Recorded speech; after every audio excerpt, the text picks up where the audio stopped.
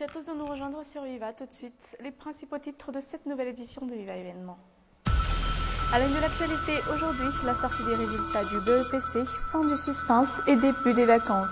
Pour les candidats, nous en parlerons donc dans cette édition. Dans l'actualité, il y a aussi la création de la police du tourisme pour garantir et renforcer la sécurité des touristes.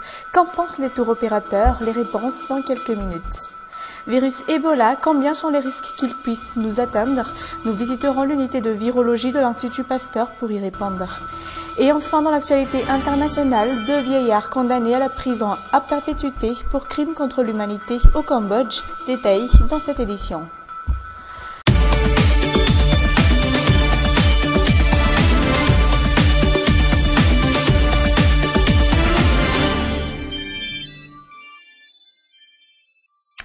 Avant de développer ces principaux titres, d'abord bonsoir à tous et bienvenue dans cette nouvelle édition de Viva Événement. Tout de suite, les détails de nos informations. Fin du suspense et début des grandes vacances pour les candidats du BEPC. Les résultats sont enfin sortis. Aujourd'hui, nos collègues Anna Muriel et Yves Janel ont approché un des centres d'examen où étaient affichés ces résultats. Joies et déceptions sont combinées dans ce reportage. Il est midi, ici au LMA à Péflou, un des centres d'examen de la capitale. Les résultats du BEPC sont affichés. Dès l'affichage, une foule immense s'empresse de regarder. Les plus courageux arrivent à voir les listes. La plupart restent à l'écart, attendant que la foule se dissipe pour pouvoir regarder calmement les résultats. Ces 4 filles ont toutes réussi leur BEPC. On est vraiment contente. Nous avons toutes été admises. On a dû supporter toute cette bousculade. Et ceux qui n'ont pas le courage de faire face à la foule pour voir la liste optent pour l'envoi de demandes par SMS pour obtenir un résultat. Nous n'avons pas la force de supporter toute cette bousculade. Alors on essaie de consulter les résultats par téléphone. On essaie encore jusqu'à maintenant. Moi je suis contente, je l'ai eu. C'est mon père qui a consulté les résultats pour moi. Quelques parents, observant de loin la situation, se plaignent de l'organisation établie par les responsables à chaque sortie des résultats aux examens officiels. Il y a trop de gens, c'est exaspérant. Pour les candidats qui ont réussi leur BEPC et leur entrée en seconde, ils peuvent en tout cas passer le reste de leurs vacances en paix et en toute quiétude à partir de maintenant, attendant la prochaine rentrée en classe de seconde. Après le BEPC, donc le baccalauréat approche, les candidats ont chacun leur méthode de révision et de mémorisation visant la réussite. Certains ont recours à la médication tant suggérée par diverses publicités actuellement. Ces médicaments sont-ils vraiment efficaces? L'enquête est signée Anna Issou et Aris Ariel. La fin de l'année scolaire approche pour ces élèves de la terminale. Preuve de cela, ils sont aujourd'hui à 2 semaines des épreuves du baccalauréat. Parmi eux, Méline, cette future bachelière de 18 ans, a peur de ne pas pouvoir être capable de tout mémoriser. Je fais tout ce que je peux pour entretenir ma mémoire. D'ailleurs, le plus important, c'est que je réussisse, alors je suis prête à tout pour ça.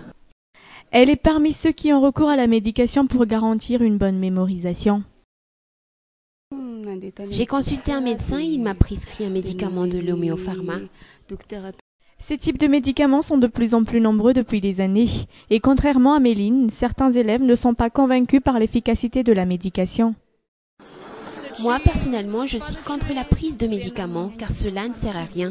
Ce qui importe surtout, c'est de faire un maximum de révision. À côté des élèves, les instituteurs comme Jackie sont aussi contre la médication. La mémorisation n'a rien à voir avec la médication. Les élèves ne doivent pas dépendre des médicaments, mais ils ont le devoir de réviser, d'apprendre et surtout de faire des fiches. Mais que pensent les pharmaciens de tout ça? Il faut prendre les médicaments 2 mois à l'avance si on veut que ça marche, mais il faut surtout réviser et ne pas trop compter sur les médicaments. En tout cas, aujourd'hui à 2 semaines des épreuves du baccalauréat, plusieurs candidats ont peur pour leur mémoire. Ils font tout pour y remédier, y compris prendre des médicaments. Le lycée technique professionnel d'Ampasapit est l'un des plus réputés de la capitale. Aujourd'hui, ce lycée a reçu des machines industrielles pour la formation mécanique offerte par la région Aquitaine. Détail dans ses explications sur le micro d'Anne Muriel. Étant donné que la formation professionnelle est un axe important de la politique de la région Aquitaine, tant en région Aquitaine qu'à Madagascar, et au vu de la réforme de l'enseignement technique qu'il y a pu avoir en France, nous avons profité de l'opportunité pour faire une dotation de ce matériel qui était réformé, qui était encore de très bonne qualité, mais qui ne correspondait plus aux filières actuelles de l'enseignement technique en France, pour en faire des dotations à Madagascar. En sécurité dans la capitale et ses environs, la gendarmerie nationale souligne aujourd'hui face à la presse que la sécurité aux portes d'Antananarive sera renforcée à compter d'aujourd'hui. Et pour cause, plusieurs complaintes reçues concernant un groupe rassemblant une dizaine de bandits armés et dangereux. Tous sont donc conviés à se munir de la carte d'identité nationale en tout temps. Sur une toute autre forme d'actualité, l'expansion du virus Ebola est le centre de toutes les discussions actuellement, notamment en Afrique de l'Ouest, où l'épidémie a déjà fait plus de 900 morts. Fort heureusement, le virus n'a pas encore réussi à franchir la frontière malgache et ce ne sera pas demain la veille. Quoi qu'il en soit, nous possédons les moyens nécessaires pour prévenir et éviter, entre autres, ce type d'épidémie. Anassou et Yves Janel ont visité pour nous l'unité de virologie de l'Institut Pasteur. Derrière ces portes verrouillées à double tour avec des images de mise en garde, se trouvent des individus masqués vêtus de combinaisons blanches. Laboratoire de niveau sécurité 3 qui permet de manipuler des virus ou des bactéries dangereuses pour lesquelles il n'y a pas ou peu de moyens de traitement. Ces scientifiques côtoient quotidiennement les virus et les bactéries les plus dangereux ici à l'unité de virologie. On peut constater ici en tout temps l'évolution d'un quelconque virus et bactérie. De voir justement l'amplification du virus. On peut savoir que dans le prélèvement, effectivement, il y a un virus qui est présent. Donc c'est pour ça que c'est très sensible. Et donc même une très petite quantité de virus nous peut permettre de détecter grâce à ces techniques. Ce laboratoire en est un comme tous les autres. Les matériels caractérisant les laboratoires, à l'exemple des microscopes et des éprouvettes, sont utilisés ici. Les scientifiques étudient les caractères et les évolutions d'un virus ou d'une bactérie.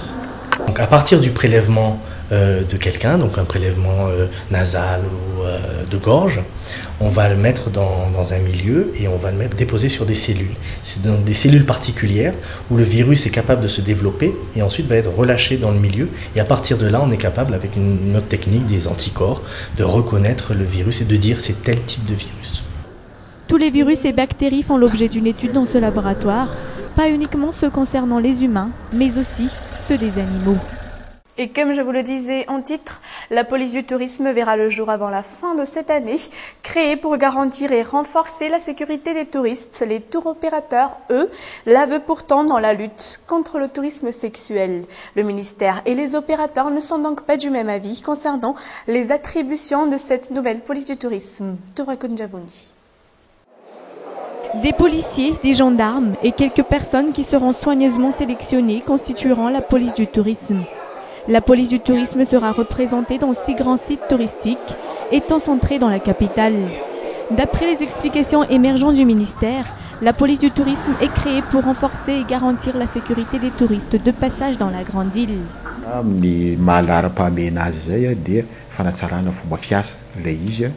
C'est vraiment important car cela concerne avant tout l'amélioration au niveau professionnel dans le cadre de la protection et de la sécurisation des venues touristiques. C'est en quelque sorte une mise en confiance des touristes, qu'ils soient des Malgaches ou des étrangers. Mise en confiance les touristes Les tours opérateurs, eux, ne sont pas du même avis. La police du tourisme ne doit pas se focaliser sur la sécurité des touristes, mais plutôt sur la lutte contre le tourisme sexuel. Sinon, les touristes douteront de la sécurité interne du pays et seront réticents.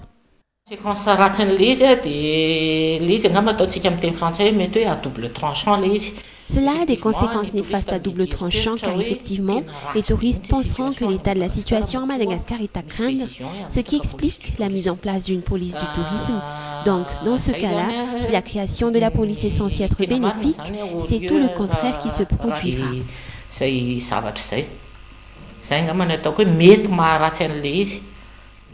Un budget de 65 millions d'ariars sera octroyé au recrutement des employés civils qui seront chargés de l'administration de la police du tourisme, à côté des 3 milliards 280 millions 812 000 ariars pour son démembrement. Fin de cette édition. Merci à tous de votre attention. Merci également d'être restés avec nous jusqu'au bout. Prochain rendez-vous demain à la même heure. En attendant, excellente soirée en compagnie de Viva. Au revoir.